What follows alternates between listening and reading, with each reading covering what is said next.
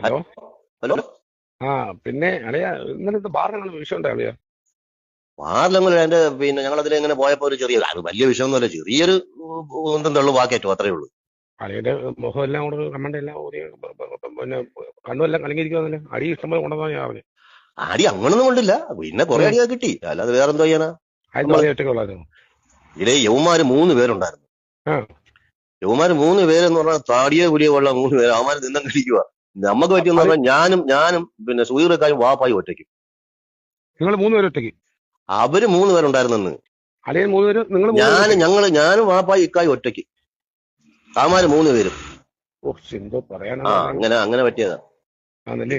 അങ്ങനെ പറ്റിയതാ, കേസ് കൊടുത്തിട്ടുണ്ട്, അമാരകത്താവും. കാര്യം അമരകത്തോ അതെ. അമാരകത്താവുന്ന ഞാനൊക്കെ അകത്താവുന്ന ഇടി ഉണ്ടായിരുന്നില്ലേ, അമാരിൽ ഇടിച്ചത്. ചെറുക്കണത് ഇടി അളിയനെ കിട്ടി.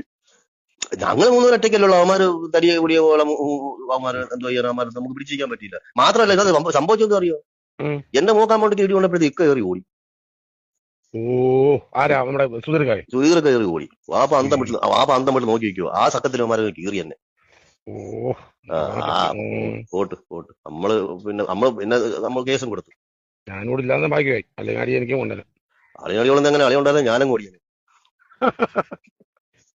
ശരി, ഓക്കെ.